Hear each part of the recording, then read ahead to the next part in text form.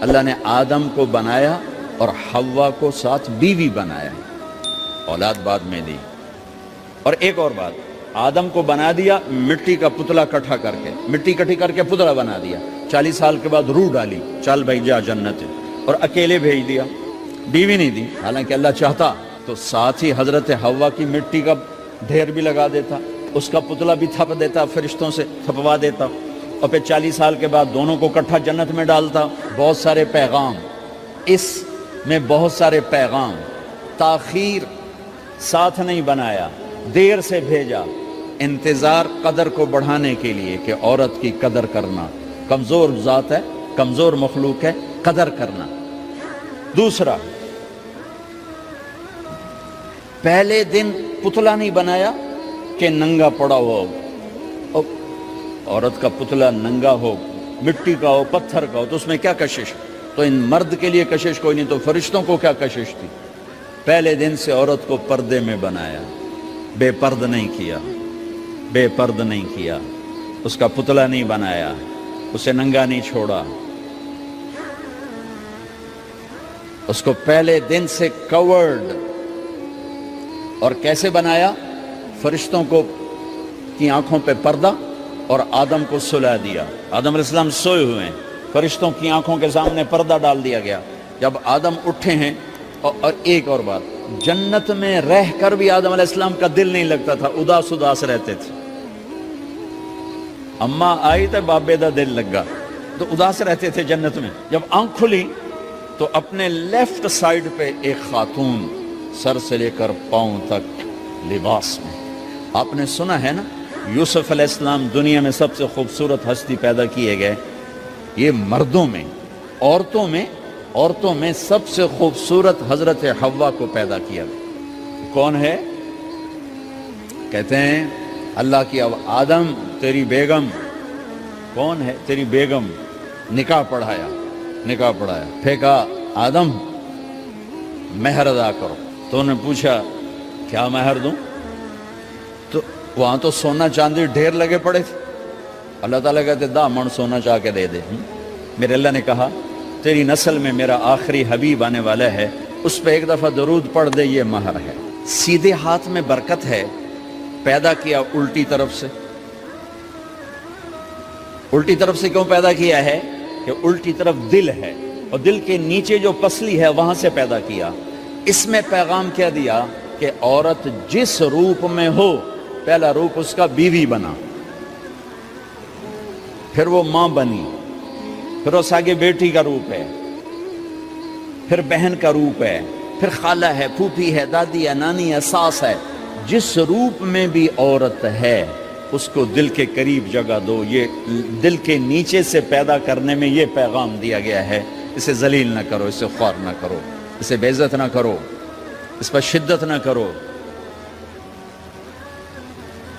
تو پہلا بنیادی رشتہ خامند اور بیوی ہے، اور آخری رشتہ بھی خامند اور بیوی ہے۔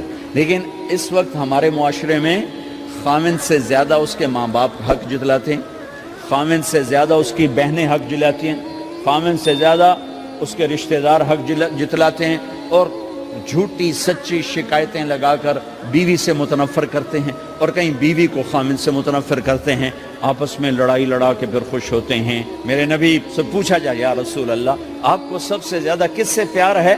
تو آپ نے کہا عائشہ سے۔ اللہ، وہ جھیپ کے کہنے کے نہیں، میں پوچھ رہا ہوں لوگوں میں آپ کو کس سے زیادہ پیار ہے؟ تو آپ کہتے ابو بکر سے۔ تو آپ نے پھر کہا ابوہا، مجھے عائشہ کے باپ سے زیادہ پیار ہے۔ پھر پہلے عائشہ کا، تو پھر کہتے ابو بکر۔ تو آپ نے کہا نہیں، ابوہا، مجھے عائشہ کے باپ سے سب سے زیادہ پیار ہے۔ یہ آپ کو میسج دیا ہے کہ گھر کی زندگی کیسے ہوتی ہے، کوئی عشق نہیں چڑھا ہوا تھا، میسج ہے نا۔ ہم عائشہ چھوٹی عمر کی تھیں، ان کو آٹا گوندھ کے دیتے تھے، آٹا گوندھ کے دیتے تھے، پھر جب ان کو آٹا گوندھنا آ گیا پھر چھوڑ دیا، پھر ان کو سامنے بٹھا کر لقمے بنا کے کھلاتے تھے۔ پھر ہم عائشہ رضی اللہ تعالیٰ عنہ کوئی گوشت کا ٹکڑا، وہاں بڑے بڑے گوشت کے ٹکڑے پکائے جاتے تھے، تو کوئی گوشت کا ٹکڑا اٹھایا اور ایسے 2-4 جگہ سے نوچا اور پھر رکھ دیا، سارا کھایا نہیں جاتا تھا، تو اللہ کے نبی اسی کو اٹھاتے اور حضرت عائشہ کو دکھا کر جہاں سے حضرت عائشہ نے نوچا ہوتا تھا وہاں سے یوں کاٹ کے دکھاتے تھے. پھر حضرت عائشہ رضی اللہ تعالیٰ نے گلاس اٹھایا پانی پینے کے لیے, جہاں ہونٹ لگائے پہ گلاس رکھ دیا. بڑے بڑے گلاس ہوتے تھے تو حضرت ہمارے نبی اٹھاتے تھے, جہاں عائشہ کے ہونٹ لگے ہوتے تھے وہاں ہونٹ لگا کے پانی پیتے تھے. یہ آپ کو سکھانے کے لیے ہے. اپنے گھر والوں کے ساتھ بیٹھ کے کھانا کھاتے.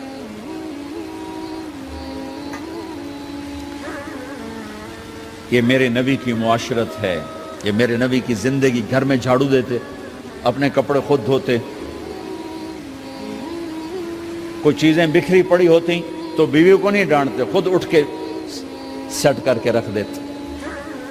گھر والوں کے ساتھ مل کر برتن دھوتے, صفائی کرتے, گھر والوں کے ساتھ مل کر. یہ میرے نبی کی ایک خوبصورت زندگی ہے. بھائیوں بہنوں, ہم بھلا چکے ہیں. بیوی کے لیے خامد کو سب سے بڑا حقدار. بعض لڑکیاں ایسی نادانی کرتی ہیں کہ شادی کے بعد بھی اپنے ماں باپ کی آنکھ کو دیکھ کے چلتی ہیں. شادی کے بعد سب سے بڑا حق خامد کا ہے. شادی کے بعد سب سے بڑا حق خامد کا ہے.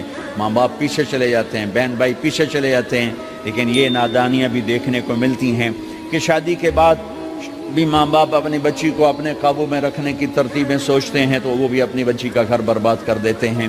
میرے نبی سے پوچھا گیا, یا رسول اللہ عورت پر سب سے زیادہ کس کا حق ہے؟ تو آپ نے فرمایا اس کے خامد. ایک خاتون ہے, یا رسول اللہ میری شادی ہو رہی ہے تو میرے اوپر میرے خامد کا کیا حق ہے؟ تو آپ نے ارشاد فرمایا, تیرے خامد کے جسم پر زخم ہو, زخموں میں پیپ پڑ جائے اور تو اپنی زبان سے چاٹ کے زخم صاف کرے تو تو نے اپنے خامد کا حق ادا نہیں کیا. خامد کو سمجھایا کہ سب سے بہترین مسلمان وہ ہے جو بیوی سے اچھا سلوک کرتا ہے, اور میرا سب سے اچھا سلوک ہے اپنی بیویوں کے ساتھ. یعنی قاب قوسین او ادنا آپ کا مقام ہے. اللہ پاک کا دیدار اپنی آنکھوں سے کیا ہوا ہے, اور آپ ہمیں معاشرت سکھا رہے ہیں کہ ایک جہاد کے سفر سے واپس آ رہے ہیں, اما عائشہ ساتھ ہیں, تو آپ نے صحابہ سے کہا بھئی آگے چلے جاؤ. سارے آگے چلے گئے.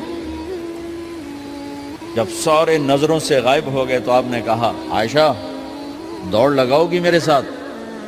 عائشہ نے نہیں کہا, میرے نبی نے کہا, دوڑ لگاؤ گی؟ آج کل کا کوئی علامہ بھی یہ نہیں کرے گا. عائشہ دوڑ لگاؤ گی میرے ساتھ؟ کہا جی لگاؤں گی. تو دوڑ لگائی. تو عائشہ فرماتی ہے میں آگے نکل گئی, اللہ کے نبی پیچھے رہ گئے.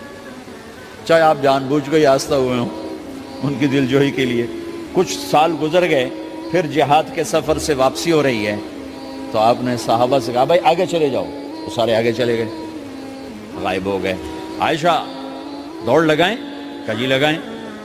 تو فرمایا کہ ان دنوں میں ذرا موٹی ہو گئی تھی, جب دوڑ لگائی تو اللہ کے نبی آگے نکل گئے.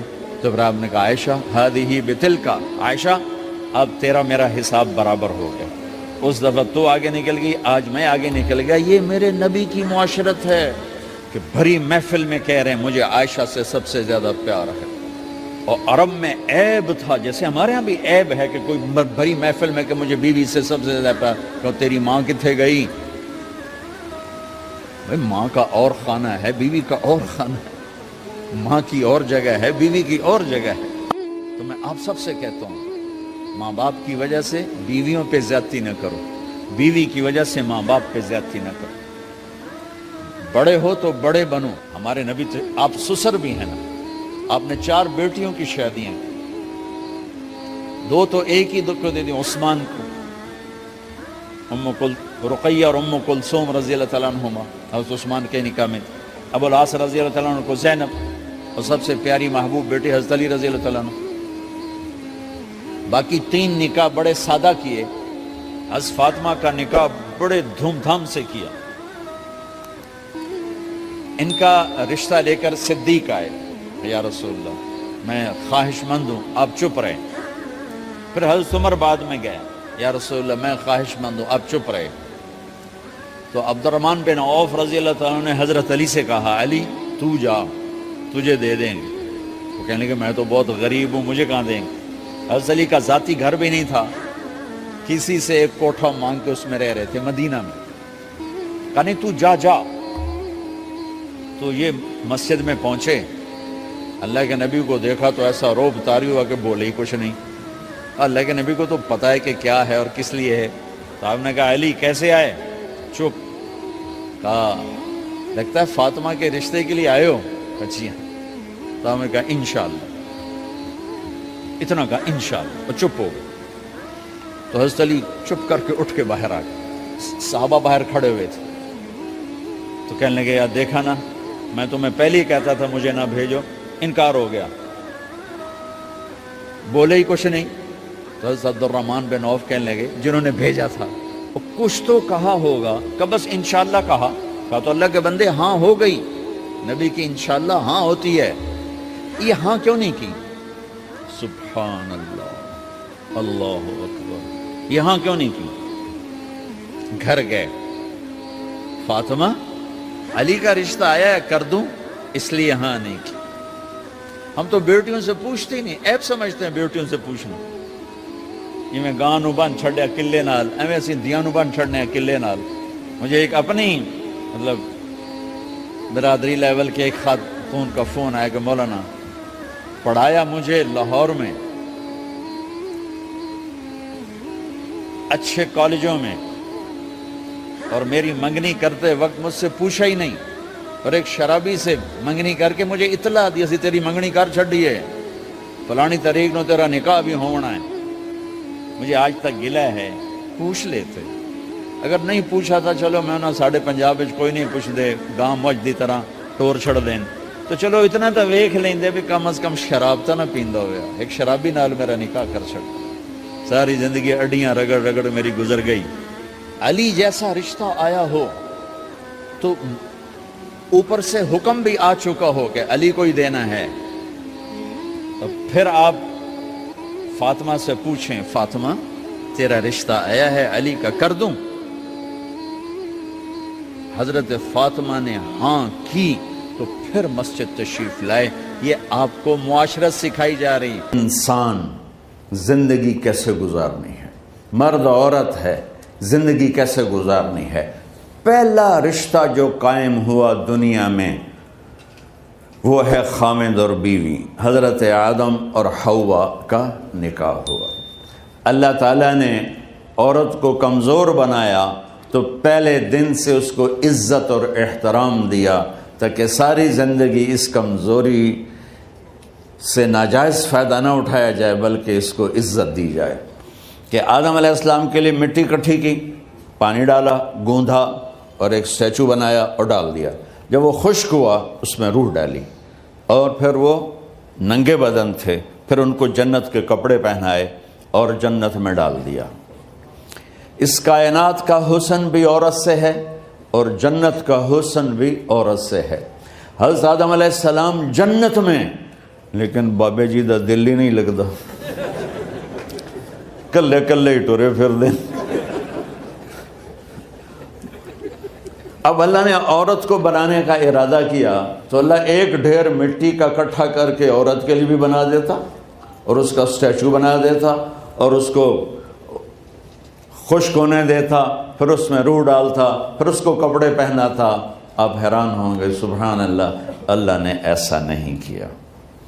آدم علیہ السلام سوئے, آنکھ کھلی تو دیکھا ایک خوبصورت حسین عورت. یہ بات اکثر لوگوں کو معلوم ہوگی کہ یوسف علیہ السلام دنیا کے حسین ترین انسان تھے, اور یہ بات شاید کسی کو معلوم نہیں ہوگی کہ دنیا کی سب سے حسین خوبصورت عورت حضرت حوا ہے. حوا جن پر بڑھاپا آیا ہی نہیں, 1000 سال کے قریب زندگی گزاری, بڑھاپا نہیں آیا. حضرت آدم اور حوا قریب قریب عمر تھی. حضرت آدم کی عمر تو کتابوں میں مل جاتی ہے 1000 برس, لیکن حضرت حوا کی عمر کتنی تھی یہ کہیں پڑھنے کو ملا نہیں. اس لیے میں اندازہ کرتا ہوں کہ قریب قریب ہوگی, بڑھاپا نہیں آیا, بیماری نہیں آئی. اور حضرت حوا کو مینسز بھی نہیں آتے تھے. یہ عجیب بات آپ کو بتاؤں, اللہ نے اتنا جنت کا ان کے اندر نمونہ رکھا. تو جب حضرت آدم کی آنکھ کھلی تو دیکھا ایک حسن کا پیکر، انہوں نے تو جنت ہی بھول گئی. کہنے لگے یا اللہ ہن دل ٹھریا جا کے یا اللہ کون ہے؟ کہ تیری بیگم. کہ واہ جی واہ، موجاں ہی موجاں. تو اللہ تعالیٰ نے نکاح پڑھایا. سبحان اللہ. اپنے نبی کی شان دوبارہ سنو. تو اللہ نے کہا آدم اپنی بیگم کا مہر ادا کرو. تو وہ پوچھنے لگے کیا مہر ہے؟ دیکھو ایک بات سنو، مہر کسی کی بیٹی کی قیمت نہیں ہوتی. $1 ہو یا $1 ٹریلین ہو، بیٹی کی کوئی قیمت نہیں ہوتی. یہ ایک نشان ہے کہ اس بچی پر اب یہ جو خامند ہے وہ موت تک خرچہ اس کے ذمہ ہے، بیوی کے ذمہ خرچہ نہیں ہے. خامند کما کے لائے گا اور اپنی بیگم کو کھلائے گا، اور بیوی گھر کی ذمہ داری نبھائے گی. تو خیر وہ الگ بات چلی جائے گی. اللہ تعالیٰ نے کہا کہ مہر ادا کرو. کہا جی کیا مہر ہے؟ تو میرے اللہ نے کہا تیری نسل میں میرا آخری نبی آئے گا، اس پہ ایک دفعہ درود پڑھ دے، یہ مہر ہے. اچھا، شروع دن سے ہے کہ میں نے قبول کیا. قبول کیا کا مطلب ہے کہ میں اس لڑکی کو قبول کر رہا ہوں، اس کی کمیوں کے ساتھ بھی خوبیوں کے ساتھ بھی. اور جب لڑکی کہتی ہے سائن کرنا قبول کیا ہے، یا زبان سے کہے قبول کیا ہے، تو یہ اس بات کی گارنٹی ہے کہ میں نے اپنے اس لڑکے کو خامند ہونے کے طور پہ قبول کیا، اس کی کمیوں کے ساتھ بھی، اس کی خوبیوں کے ساتھ بھی. اور جو ہی شادی ہو کر ڈولی سسرال کے گھر جاتی ہے تو ٹیسٹ شروع ہو جاتا ہے، کی کر دیے، باندھی کے میں، اٹھیندی کے میں، بول دی کے میں.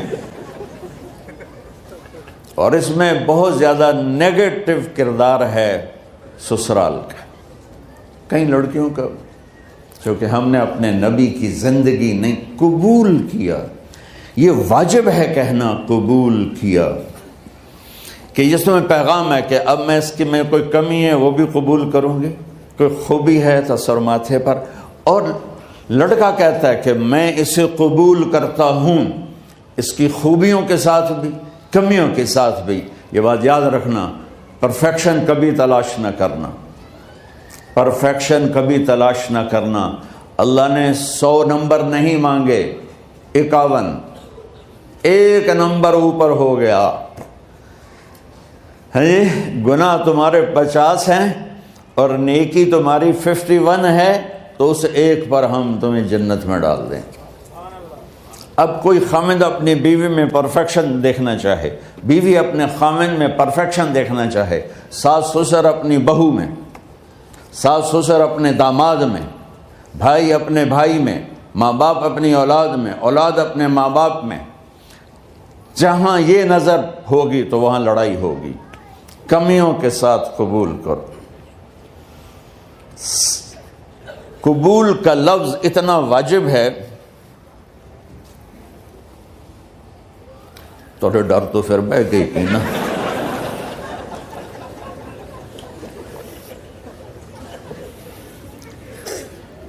قبول کا لفظ اتنا ضروری ہے کہ اس کے بغیر نکاح ہی نہیں ہوتا. میں یہ کئی جگہ لطیفہ سنا چکا ہوں، اور واقعی قصہ بھی ہے، ایسے لطیفہ نہیں ہے. میرے دوست ہیں، ذمہ دار ہیں اچھے، تو ان کے گاؤں کا ایک بچہ چھوٹی عمر میں بسوں پہ جا کے نا وہ جاب پہ لگ گیا. تو اس کا کام ہوتا ہے بس کو صاف کرنا، ڈرائیور کو چائے پلانا، اور جہاں کہیں رش ہو تو اس کو ڈائریکشن دینا، استاد جی کٹ لو، استاد جی آن دیو، استاد جی جان دیو. تو یہ اس کا محاورہ بن جاتا ہے. اب اس کا نکاح ہوا تو مولانا صاحب نے کہا بھائی عبد الرحمن، میں فرضی نام لے رہا ہوں، نام مجھے اس کا یاد نہیں، عبد الرحمن زینب بنت اسلم نو تیرے نکاح دیتا 500 مہر، تو قبول کیتا؟ تھوڑی دیر سوچ کے کہندا جی آن دیو. اس نے ساری زندگی آن دیو ہی سیکھا تھا، تو اس کے بھائی نے اس کو نہیں ماری، تو کہنے لگا جی جان دیو۔ مولانا صاحب نے کہا آن دیو جان دیو نال کم نہیں بننا، تو آگے میں قبول کیتا۔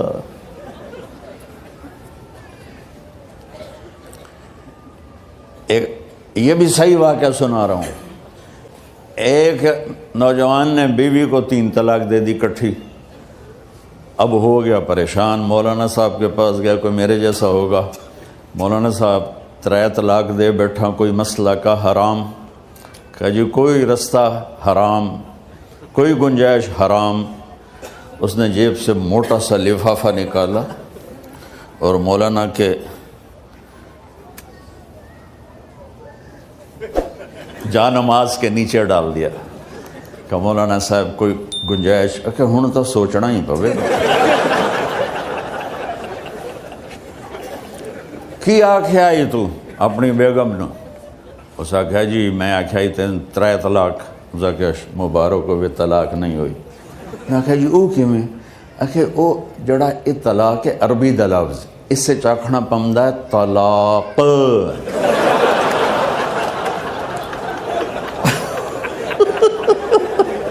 یہ آپ کو صحیح واقعہ سنا رہا ہوں۔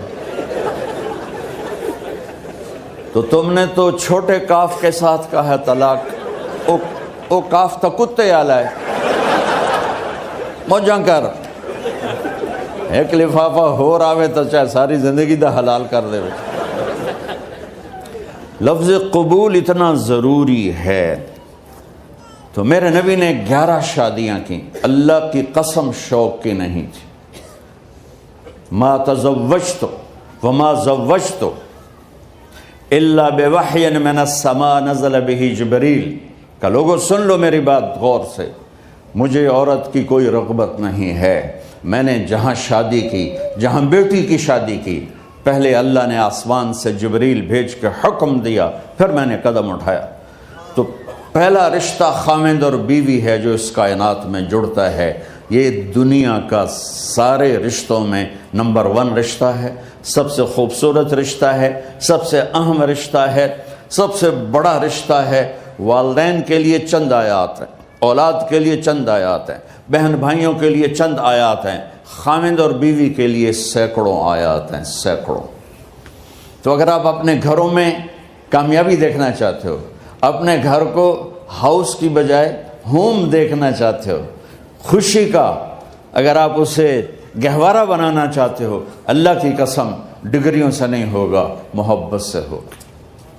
میرے نبی سے پوچھا گیا یا رسول اللہ اسلام کا سب سے مضبوط عمل، نہیں، میرے نبی نے سوال کیا، بولو بھائی اسلام کا سب سے مضبوط عمل کیا ہے؟ صحابہ نے کہا نماز۔ نہیں، سبحان اللہ، ابھی میں نماز کی کتنی اہمیت بتا چکا۔ انہوں نے عرض کیا جہاد، آپ نے فرمایا نہیں۔ تو صحابہ نے عرض کیا روزہ، آپ نے فرمایا نہیں۔ اللہ اکبر۔ کہ یا رسول اللہ حج، آپ نے فرمایا نہیں۔ تو سارے صحابہ حیران ہو گئے، یا رسول اللہ نماز، جہاد، روزہ، حج، تو پھر کیا ہے؟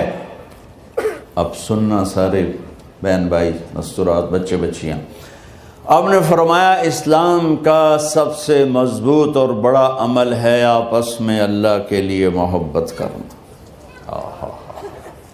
اگر آپ اپنے گھروں میں حسن دیکھنا چاہتے ہو تو ایک دوسرے سے محبت کرو، اظہار محبت کرو، اور محبت کے پیدا ہونے کے لیے بہت ساری چیزیں ہیں، لپیٹ کے 2 میں کر دیتا ہوں، 2 میں۔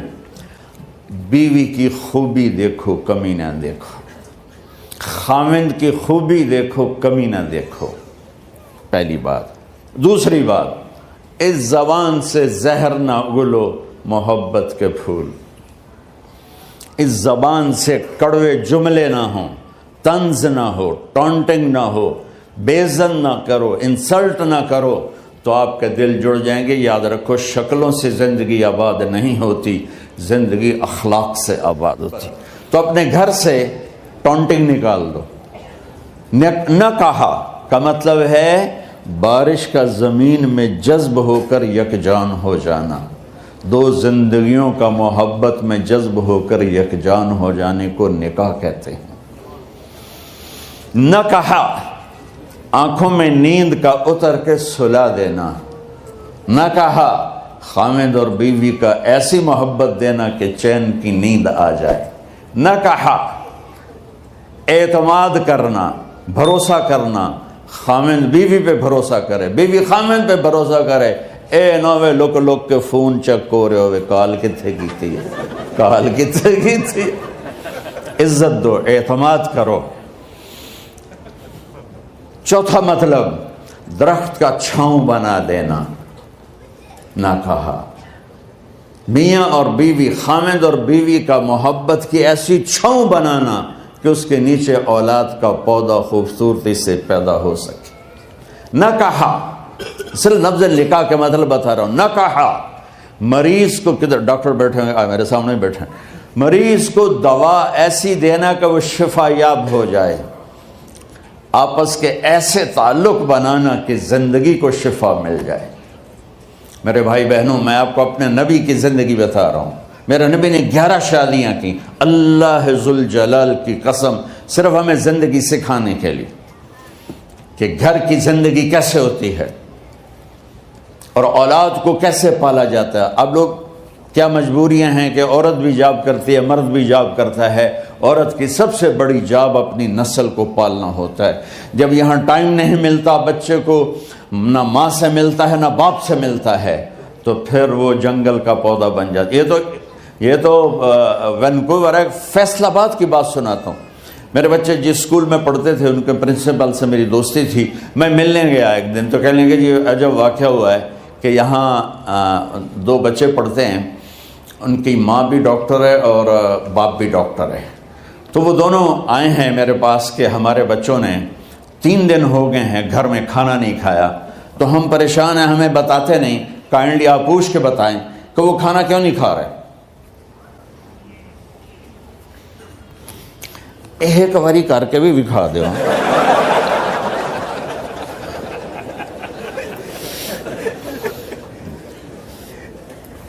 ہمارا دین اتنا خشک نہیں، ہمارے مولوی صاحبان نے زیادہ خشک بنا دیا۔ تو انہوں نے دونوں بچوں کو بلایا، سننا سارے فیملیز بیٹھے ہو جہاں میں فیملی کی زندگی کو فوکس کر کے نبی سے جوڑ کے بتا رہا ہوں، طارق جمیل کے تجربے نہیں بتا رہا۔ دونوں بچوں کو بلایا، بیٹا آپ کھانا کیوں نہیں کھا رہے؟ کہا جی ہم اپنے ممی اور بابا کے سامنے نہیں بتائیں گے۔ تو انہوں نے دونوں کو باہر بٹھا دیا، پھر پوچھا اب بتاؤ کیا مسئلہ ہے؟ ان کا سر ہم صبح جب ناشتہ کرتے ہیں تو ہمارے ممی ڈیڈی سو رہے ہوتے ہیں، ہماری ان سے ملاقات نہیں ہوتی۔ جب ہم اسکول سے واپس آتے ہیں تو ممی ڈیڈی اپنے میڈیکل کالج میں ہوتے ہیں، ہاسپٹل میں ہوتے ہیں، تو ہمیں ان کو دیکھنے کا موقع نہیں ملتا۔ شام کو جب ہم کھانا کھاتے ہیں تو یہ دونوں اپنے پرائیویٹ کلینک میں ہوتے ہیں، تو ہم ان کو دیکھ نہیں پاتے۔ پورا ہفتہ گزر جاتا ہے، ہمیں ماں باپ کی شکل نظر نہیں آتی۔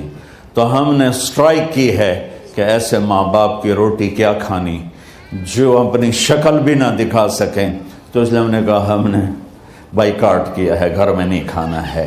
تو ایسی لائف مت بناؤ۔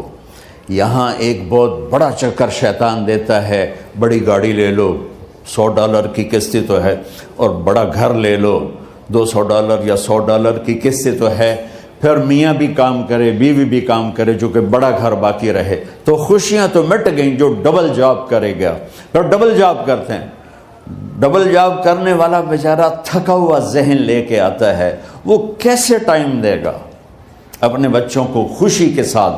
جو ماں جاب کر کے آئے گی پھر کھانا پکائے گی، وہ جب اتنی تھک جائے گی تو اپنے بچوں کو کھلا ٹائم کیسے دے سکے گی؟ پوری کائنات کی ذمہ داری تھی میرے نبی کے سر پر، اور آپ اس کے باوجود روزانہ حسن حسین کے لیے وقت نکالتے تھے۔ اور انہوں کو آ کر کوئی لیکچر نہیں، دیکھو ماں باپ سے ایک بات کرتا ہوں، لیکچر تھوڑا دو، محبت زیادہ کرو۔ یہ نہ کرو، یہ کیوں کیا، یہ کرو، یہ کرو، یہ چھوڑ کر صرف سینے سے لگاؤ، صرف محبت دو، کمیوں سمیت بچوں کو قبول کرو، ان کی زندگی تبدیل ہو جائے گی۔ اتنے بڑے نبی، اتنی بڑی ذمہ داری اور اتنا درد سینے میں کہ آپ کے سینے سے ایسے ابلنے کی آواز آتی تھی جیسے ہانڈی ابلتی ہے، اس کے باوجود آپ روزانہ کہتے این اللقا، میرے شرارتی بچے کدھر ہیں؟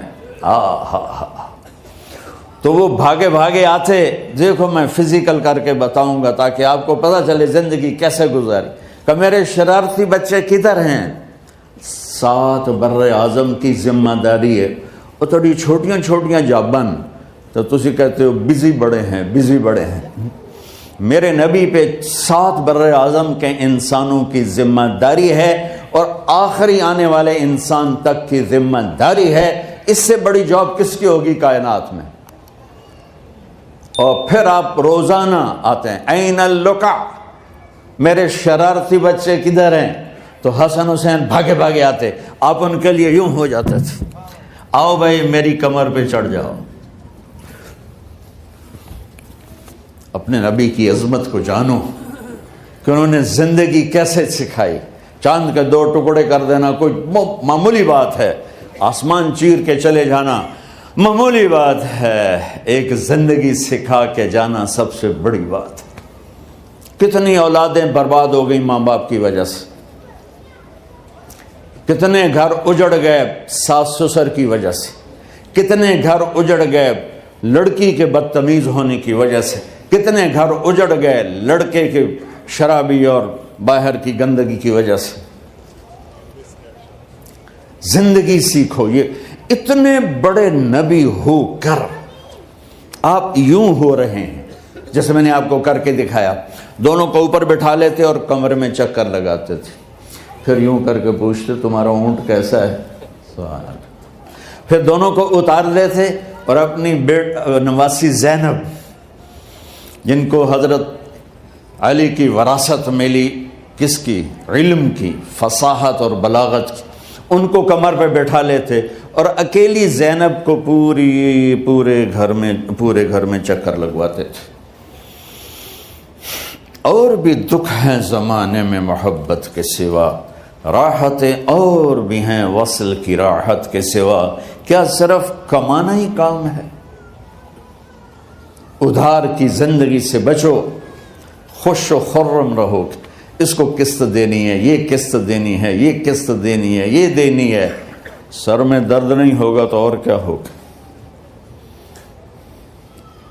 تو آپ اتنے بڑے عظیم ہو کر وقت نکال رہے ہیں، اور حضرت ابو ہریرہ فرماتے ہیں میری آنکھوں نے دیکھنا سارے کہ آپ نے کبھی حسن کبھی حسین یہاں جیسے مائیں کرتی ہیں ادھر کھڑا کیا ہوا ہے اور جھولا جھولا رہے ہیں ایسے، اور ان کے دونوں ہاتھ پکڑ کر کہہ رہے ہیں آ جاؤ، اوپر آ جاؤ، اوپر آ جاؤ، آگے پہاڑی ہے، اوپر آ جاؤ، آگے پہاڑی ہے، تو ایسے ایسے آتے، اور اوپر آؤ، وہ یہاں آ جاتے، آگے آؤ، وہ یہاں آ جاتے، آگے آؤ، وہ یہاں آ جاتے، تو پھر آپ یوں ہو جاتے، آگے آؤ، تو چڑھتے چڑھتے یہاں آ جاتے، یہاں جب وہ یہاں آ جاتے تو آپ ان کے ہاتھ فکس کر کے آگے بڑھ کر ان کے ہونٹوں کا بوسہ لیتے اور کہتے یا اللہ میں ان سے پیار کرتا ہوں، تو بھی ان سے پیار فرما۔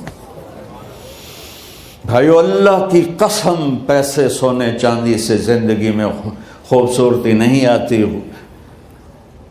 نبی کی غلامی سے زندگی میں خوبصورتی آتی ہے۔ اتنے بڑے نبی ہیں اور حضرت عائشہ سے کہہ رہے ہیں دوڑ لگائیں۔ یہاں کسی مولانا سے پوچھو اپنی بیوی سے کبھی کہا اس نے کہ دوڑ لگائیں؟ الٹا سوٹا لے تو کھلو جائے گا۔ عائشہ دوڑ لگائیں، اور واپسی کہاں سے ہو رہی ہے؟ دوڑ کہاں لگ رہی؟ جہاد کے سفر سے واپسی ہو رہی، اور آپ نے اپنے صحابہ سے کہا سب آگے چلے جاؤ۔ جب سارے آگے چلے گئے اور کوئی نظر نہیں آ رہا تو آپ نے کہا عائشہ آؤ دوڑ لگائیں۔ تو حضرت عائشہ کہتی ہم نے دوڑ لگائی تو میں آگے نکل گئی، لیکن ابھی پیچھے رہ گئے۔ کچھ سال گزرے تو پھر ہم سفر سے واپس آ رہے تھے تو آپ نے صحابہ سے فرمایا سب آگے چلے جاؤ، چلے گئے۔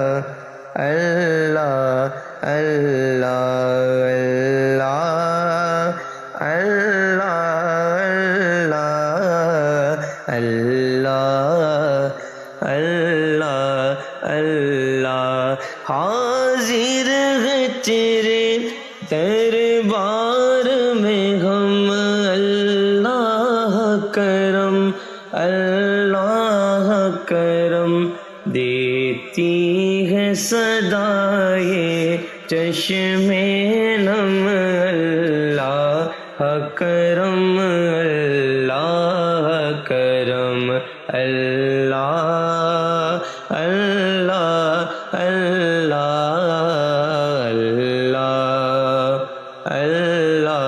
اللہ۔ آپ نے کہا عائشہ دوڑ لگائیں، میں نے کہا جی لگائیں۔ کون دنوں میں ذرا موٹی ہو گئی تھی تو پھر اللہ کے نبی آگے نکل گئے، میں پیچھے رہ گئی۔ تو آپ نے کہا عائشہ ہذہ بتلک، آج تو اور میں برابر دلیلیں مانگتا ہے اور مجھے مثالیں دیتا ہے اور مجھے کہتا ہے اس پرانی ہڈی کو کون زندہ کرے گا جو سرما بن گئی؟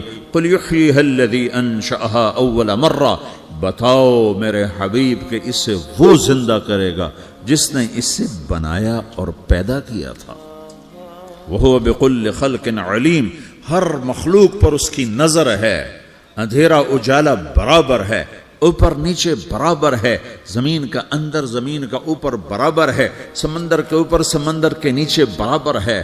800 میٹر کے بعد سورج کی روشنی سمندر کے اندر سفر نہیں کر سکتی، 800 میٹر کے بعد نیچے اندھیرا ہے، کالی رات ہے، اوپر 12 بجے کا سورج ہے اور آسمان صاف ہے اور چمکتی دھوپ ہے، اور سمندر میں 800 میٹر کے بعد اندھیرا ہے اور اس میں کھرب ہا کھرب ملین ٹریلین اللہ مچھلیوں کو پیدا بھی کرتا ہے، زندگی بھی دیتا ہے، رزق بھی دیتا ہے، موت بھی دیتا ہے، غذا بھی پہنچاتا ہے۔ کسی ایک سے ایک لمحے کے لیے میرا رب غافل نہیں ہے۔ لا يعزب عن ربك من مثقال ذرہ، ایک ذرے سے ایک ذرہ بھی تیرے رب کی نظر سے چھپ نہیں سکتا۔ اینما تکونوا یأت بکم اللہ جمیعا، جدھر جاتے ہو چلے جاؤ، اللہ کھینچ کے واپس لائے گا، اپنے سامنے کھڑا کرے گا۔ تو موت کے بعد کیا ہے؟ میں مختصر ہر چیز کا جواب قرآن سے دے رہا ہوں۔ موت کے بعد کیا ہے؟ تو میرا رب کہتا ہے یوم نسیر الجبال، میرا رب کہتا ہے پہلے ایک ہے طارق جمیل کی موت اور ایک ہے کل کائنات کی موت۔ ابھی مارتا ہوں ایک ایک کو اور ایک دن ماروں گا سب کو۔ وہ کیا ہے؟ اذا وقعت الواقعہ، اس نے ہونا ہے، لیس لوقعتها کاذبہ، اسے روک کوئی نہیں سکتا، اسے جھٹلا کوئی نہیں سکتا۔ خافضۃ الرافعہ، کچھ اونچے کچھ نیچے۔ کیسے ہوگا؟ اذا رجت الارض رجا، زمین میں زلزلہ، وبست الجبال بسا فکانت ہباء منبثا، اور پہاڑ تھر تھرائے کپ کپائے اور ریزہ ریزہ ہو گئے۔ یہ ایک دن آنے والا ہے۔ یوم تشقق السماء، آسمان پھٹے گا۔ اذا السماء انفطرت واذا الكواكب انتثرت واذا البحار فجرت واذا القبور بعثرت، ہر شے اکھڑ گئی، ہر شے کو اکھاڑ پچھاڑ دیا۔ اذا الشمس كورت، سورج، واذا النجوم انكدرت، ستارے، وَإِذَا الْجِبَالُ سُيِّرَتْ، پہاڑ، وَإِذَا الْعِشَارُ عُطِّلَتْ، جانور، وَإِذَا الْبِحَارُ سُجِّرَتْ، یہ تمہارا دو سمندر، یہ سب میرا رب کہتا ہے مٹا دوں گا، ختم کر دوں گا، کچھ باقی نہیں چھوڑوں گا۔ كُلُّ مَنْ عَلَيْهَا فان، ہر شے کو فنا ہے۔ وَيَبْقَى وَجْهُ رَبِّكَ ذُو الْجَلَالِ وَالْإِكْرَامِ، ایک تیرے رب کو بقا ہے، باقی سب کو موت ہے۔ سب کو موت دے کر پھر اللہ ملک الموت سے پوچھے گا، موت کے فرشتے سے، کون باقی ہے؟ حالانکہ اللہ کو پتا کون باقی۔ زمین والے مر گئے، آسمان والے مر گئے، پیچھے رہ گئے 4 فرشتے جنہوں نے عرش کو پکڑا ہوا ہے، اور 4 فرشتے جو اللہ کے مقرب ہیں۔ تو اللہ تعالیٰ پوچھے گا کون باقی؟ وہ کہے گا یا اللہ بھائی یہ فرشتے باقی ہیں۔ تو اللہ تعالیٰ فرمائیں گے عرش کے فرشتوں کو موت دے دو، تو دھڑم گریں گے عرش کے فرشتے۔ پھر اللہ تعالیٰ کہا کون باقی؟ تو تو وہ کہیں گے یا اللہ یہ جبریل میکائیل اسرافیل اور تیرا غلام. تو اللہ تعالیٰ فرمائے گا جبریل میکائیل مر جائیں تو اللہ کا عرش بول پڑے گا, عرش یا اللہ جبریل میکائیل کو بچا لو. تو اللہ تعالیٰ فرمائے گا اسکت فقط کتبت الموت علی من کان تحت عرشی, چپ ہو جاؤ میرے عرش کے نیچے سب کو مرنا ہے.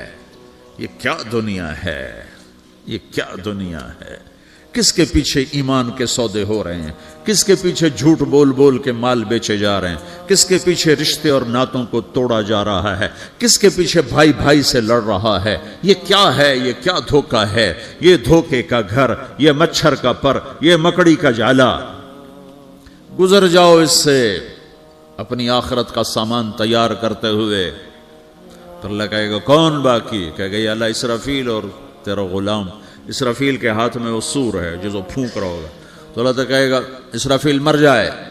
وہ گیا اسرافیل, اور جو سور تھا وہ اڑ کر جیسے یہ فانوس لٹکا ہوا چھت کے ساتھ ایسے عرش کے ساتھ جا کر وہ لٹک جائے گا سور. پھر اللہ کہے گا کون باقی؟ تو اب ملک الموت کی ٹانگیں کانپنے لگ جائیں گے. سب کی روح نکالنے والے کی باری آ گئی کہ اللہ وہ سب تو اوپر تو ہے اور نیچے میں ہوں. تو میرا اللہ کہے گا مت, مر جا, تو بھی میری ایک مخلوق, خلق من خلق. تو ملک الموت ایک چیخ مارے گا, ایسی چیخ مارے گا کہ زمین آسمان ہوتے تو پھٹ جاتے, وہ پہلے ہی پھٹ چکے ہیں. سب کو موت دینے کے بعد اللہ کہے گا من کان علی شریکن فلیات, کوئی ہے میرے مقابلے تو آؤ آؤ. من کان علی شریکن فلیات, کوئی میرے مقابلے میں ہے تو آؤ آؤ.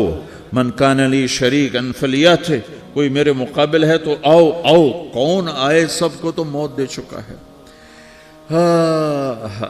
پھر اللہ زمین آسمان کو جھٹکا دے گا, کہے گا انا الملک, میں بادشاہ ہوں. پھر دوسرا جھٹکا دے گا, پھر کہے گا انا القدوس السلام المومن, میں ہوں قدوس سلام مومن. پھر تیسرا جھٹکا دے گا, پھر کہے گا انا المہیمن العزیز الجبار المتکبر. پھر اللہ تعالیٰ کہے گا این الملوک, بادشاہ کہاں ہے؟ این الجبارون, ظالم کہاں ہیں؟ این المتکبرون, تکبر کرنے والے کہاں ہیں؟ لمن الملک اليوم, آج بادشاہ کون ہے؟ کوئی ہو تو جواب دے. پھر اللہ خود کہے گا للہ الواحد القہار, آج اکیلے اللہ کی بادشاہی ہے, اللہ کی بادشاہی ہے, اللہ کی بادشاہی ہے جسے زوال نہیں, زوال نہیں. عباسی خلیفہ واثق باللہ مرنے لگا 32 سال کی عمر میں. تو جب موت نے, جب بڑا ظالم تھا, بڑے علماء شہید کے اس خلق قرآن کے مسئلہ میں, تو جب موت نے جھٹکا دیا تھا یا من لا یزال ملکہ ارحم من زال ملکہ, اے وہ بادشاہ جس کا ملک ختم نہیں ہو سکتا, اس پہ رحم کر جس کا ملک ختم ہو گیا, ملک ختم ہو گیا. پھر اللہ تعالیٰ کہے گا انی بدأت بالدنیا ولم تکن شیئا وانا الذی اعیدها, میں نے دنیا کو بنایا, میں نے مٹایا, اب دوبارہ زندہ کروں گا. اب اگلا مرحلہ آ گیا. وہ کیسے ہوگا؟ وہ بھی اللہ نے قرآن میں بتایا. وہ کیسے ہوگا؟ یوم نسیر الجبال, ہم پہاڑوں کو ہٹا دیں گے, سمندر مٹا دیں گے. وتری الارض بارزا, زمین ننگی ہوگی, کھلی, نہ پہاڑ, نہ صحرا, نہ دریا, نہ سمندر, نہ جھیل, نہ ساؤتھ پول, نہ نارتھ پول جہاں برف جمی ہوئے.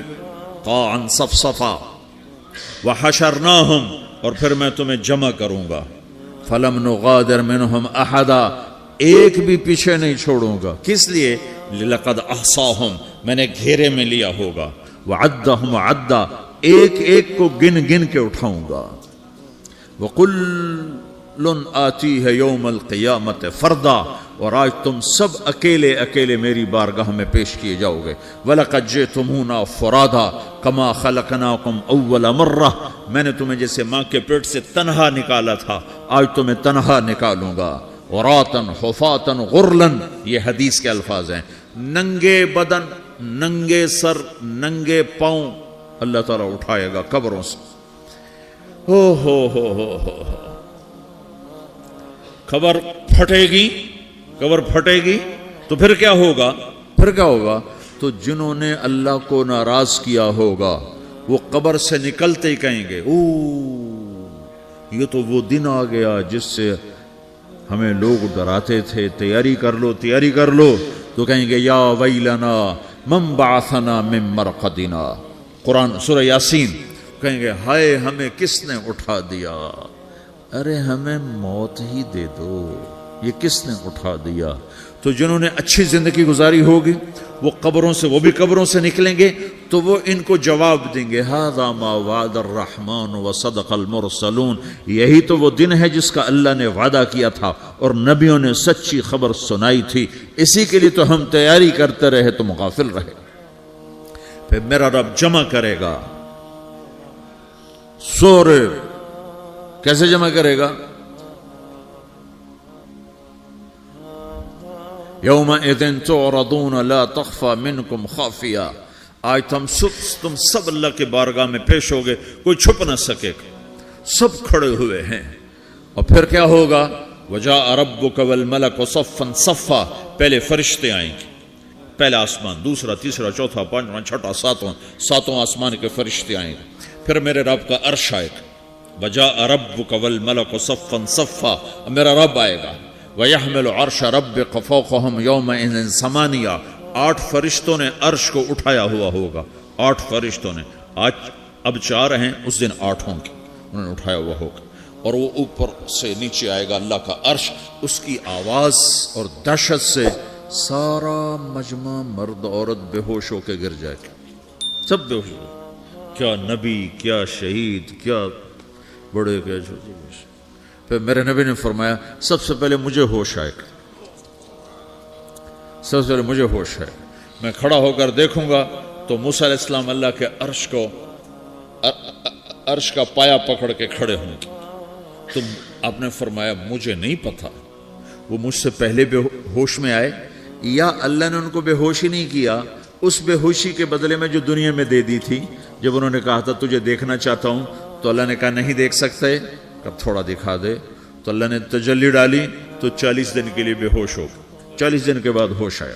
تو سب سے پہلے میرے نبی کو ہوش آئے، پھر باقیوں کو ہوش آئے گا، پھر اللہ سب سے پہلے ابراہیم علیہ السلام کو جوڑا پہنائے گا، اول من یکسا ابراہیم، انبیاء بھی ننگے اٹھائے جائیں گے، تو سب سے پہلے اللہ تعالیٰ ابراہیم علیہ السلام کو کپڑے پہنائے گا، پھر اللہ اپنے فرما، اس کے بعد اللہ تعالیٰ مجھے پہنائے گا، پھر اللہ تعالیٰ اس کے بعد سارے انبیاء کو پہنائے گا۔ اس کے بعد کون ہے؟ ڈاکٹر صاحب، صدر صاحب، وزیر صاحب، کون؟ اس کے بعد آپ نے فرمایا اللہ مؤذنین کو کپڑے پہنائے گا۔ مؤذن وہ تمہارے تنخواہ لینے والا، ہر کوئی ڈانٹتا ہے جس کو اذان دیر سے کیوں دی، اذان جلدی کیوں دی۔ اس کے بعد اللہ تعالیٰ مؤذن کو کپڑے پہنائے گا، پھر اس کے بعد اپنے اپنے درجات کے مطابق اللہ تعالیٰ جس کو چاہے گا پہنائے گا۔ پھر میرا رب کہے گا یا عبادی انی انصت لکم منذ ان خلقتکم الی یوم احییتکم، میرے بندو میں نے تمہیں پاناما میں پیدا کیا، پیدا ہونے سے موت تک میں نے تمہیں کچھ نہیں کہا، صرف تمہیں دیکھتا رہا، تمہاری سنتا رہا۔ فالیوم انصتوا لی، آج میں بولوں گا تم سنو گے۔ ہذہ صحفکم تقرأ علیکم، ابھی میں تمہاری فائل کھولنے والا ہوں۔ یوم تبلی السرائر فما لہ من قوت ولا ناصر، دنیا میں پردے ڈالتا ہوں، رات کو زنا ہو رہا ہے پردے ڈال رہا ہے، رات کو تہجد کوئی پڑھ رہا ہے پردے ڈال رہا ہے، ایک رات کو ننگا ناچ دیکھ رہا ہے اللہ پردے ڈال رہا ہے، ایک رات کو دعائیں مانگ مانگ کے رو رہا ہے اللہ پردے ڈال رہا ہے، ایک جھوٹ بول کے سودا بیچ رہا ہے اللہ پردہ ڈال رہا ہے، ایک سچ بول کے بیچ رہا ہے اللہ تعالیٰ پردہ ڈال رہا ہے۔ لیکن کہ یوم تبلی السرائر، آج ہم پردے اٹھا دیں گے، ہم کہیں گے وامتازوا اليوم ایھا المجرمون، آج نافرمانوں کو الگ کر دو۔ یہ دنیا جزا سزا کی جگہ نہیں ہے، یہ امتحان ہے۔ پھر میرا رب کہے گا جنت آئے، ازلفت الجنت للمتقین، پھر میرا رب کہے گا جہنم آئے، وبرز الجحیم للغاوین، پھر رب کہے گا پل صراط بچھایا جائے، وَإِن مِّنكُمْ إِلَّا وَارِدُهَا، پھر اللہ فرمائے گا ترازو لایا جائے، ترازو، وَنَضَعُ الْمَوَازِينَ الْقِسْطَ لِيَوْمِ الْقِيَامَةِ، پھر میرا رب کہے گا حساب شروع کیا جائے، بلاؤ فلاں بن فلاں کو بلاؤ، युजाउ बिब्ने आदम यौम अल-क़ियामा फ़यूक़फ़ु बैन यदै अल्लाह तआला कअन्नहु बज़ज। हर आदमी को, फरिश्ते, मर्द को, औरत को अल्लाह के सामने जब खड़ा करेंगे तो ऐसे कांपेगा, जैसे छोटा बकरी का बच्चा कांपता, ऐसे कांप रहा होगा, ऐसे। तो अल्लाह ताला कहेगा आतैतुका व खव्वलतुका व अनअमतु अलैक अरिनी माज़ा सनअत फ़ीहा। मेरे बंदे, तुझे पानामा में बहुत कुछ दिया था, तो आज क्या लाए हो मेरे लिए, दिखाओ तो सही। तो जो इसी के चक्कर में पड़ा रहा और आगे कुछ ना भेजा, वो कहेगा या रब्बि जमाअतहु व सम्मरतहु व तरक्तहु अक्सर मा कान। या अल्लाह, वो तो मैं वहीं पनामा में छोड़ के आ गया, अगर इजाज़त हो तो मैं ले आऊं। तो अल्लाह कहेगा पनामा तो मिट चुका है, तो मैं अपनी तरफ से कह रहा हूं। अल्लाह ताला कहेगा नहीं नहीं, वो नहीं, अरे नहीं माज़ा क़द्दमता, जो पीछे छोड़ के आए हो मैं उसका सवाल नहीं कर रहा, जो आज लाए हो वो किधर है, लाओ भाई, इसकी अच्छाई भी लाओ, बुराई भी लाओ, नेकी भी लाओ, गुनाह भी लाओ, अच्छा भी लाओ, बुरा भी लाओ, झूठ भी लाओ, सच भी लाओ, आज लाओ। बंदगी भी लाओ, गफलत भी लाओ, जुल्म भी लाओ, अदल भी लाओ, हर चीज को तोलो। दुनिया में आप चीजें तोलते हो, आखिरत में अल्लाह अमल तोलेगा। हाय हाय, जिसके अमल घट गए और गुनाह बढ़ गए, तो अल्लाह अकबर, एक फरिश्ता ऐलान करेगा इन्न फलान इब्न फलान क़द ख़फ़्फ़त मवाज़ीनुहु व शक़िय शक़ाअन ला यसद बअदहु अबदा। फलां फलां का बेटा, फलां फलां की बेटी, उसकी नेकियां घट गईं, वो हार गया, वो हार गई, अब ये कभी कामयाब ना होगा। तो अल्लाह कहेगा खुदो हो, पकड़ो। तो पुलिस आती है, पकड़, हथकड़ी लगाती है। तो अल्लाह की पुलिस आएगी, वो कैसे पकड़ेगी, मुझे देखो, मेरी तरफ देखो। तो अल्लाह की पुलिस आएगी तो मुजरिम को यहां से पकड़ेगी, यहां से, यहां हाथ डालेंगे यहां, और उसको ऐसे खींचेंगे, ठक, तो उसका पूरा जबड़ा बाहर निकल जाएगा। तो ऐसे गिरेगा चक्कर खाता हुआ, फिर उठकर कहेगा रहम करो, रहम करो, रहम करो। वो कहेंगे रहमान ने रहम नहीं किया, हम कैसे कर। तो सराबीलुहुम मिन क़तरान, आग का लिबास पहनाओ, व तग़शा वुजूहहुमुन नार, आग की टोपी पहनाओ। यौम नसूक़ुल मुजरिमीन इला जहन्नम विरदा, इन्हें भूखे प्यासे आग में डाल दो। यौम नहशुरुल मुत्तक़ीन इला अर्रहमान वफ़दा व नसूक़ुल मुजरिमीन इला जहन्नम विरदा। नेकों के जाने का तरीका और होगा, नाफरमानों के जाने का तरीका और होगा। कोई औरत गलत होगी, हार जाएगी, तो उसको मुंह में हार नहीं डालेंगे, उसको सर की चोटी से पकड़ेंगे, बालों से, और उसको से झटका देंगे। तो ऐसे कलाबाजियां खाती हुई गिरेगी, कहेगी रहम करो, रहम करो। वो कहेंगे रहमान ने रहम नहीं किया, हम कहां से रहम कर। ये हारे हुए लोग हैं। ये सब कुछ होने वाला है, ये सब कुछ होने वाला है। और अगर उसकी नेकियां बढ़ जाती हैं, ओहो, तो मेरा रब ऐलान, तो फरिश्ता ऐलान करेगा फलां फलां का बेटा कामयाब हो गया, नेकियां बढ़ गई, मुबारक हो, मुबारक हो। तो मेरा रब कहेगा क्या कहेगा, कुरान से ही सुनो। फ़अम्मा मन ऊतिया किताबहु बियमीनिही, जिसके सीधे हाथ में पेपर आ गया, ये कामयाबी की निशानी, नेकियां बढ़ गई, तो एक नारा लगाएगा। आदमी जब खुश होता है तो नारे मारता है ना, जब ज्यादा खुशी चढ़ती है तो नारे लगाता है। तो छोटे बच्चे भी खुश होते हैं तो चीखना शुरू कर दो, हू हा करते हैं। तो जब वो देखेगा कि मेरे लिए जन्नत हो गई, तो एक नारा लगाएगा हो, तो वो कहेंगे तुम्हें क्या हुआ, क्या हुआ। तो उसके नारे को कुरान ने लफ्ज बना दिया, उसके नारे को कुरान ने लफ्ज बनाया। फ़अम्मा मन ऊतिया किताबहु बियमीनिही, जिसके सीधे हाथ में पेपर आया, फ़यक़ूलु हो उमुक़रऊ किताबिया। वो एक नारा, ये जो हा उमन, ये लफ्ज ना, ये नारा है। तो हो, तो वो कहेंगे क्या हुआ, कहेगा इक़रऊ किताबिया, मेरा पेपर देखो, मैं पास हो चुका हूं, मैं पास हो चुका हूं, मैं पास हो चुका हूं, मेरा पेपर देखो।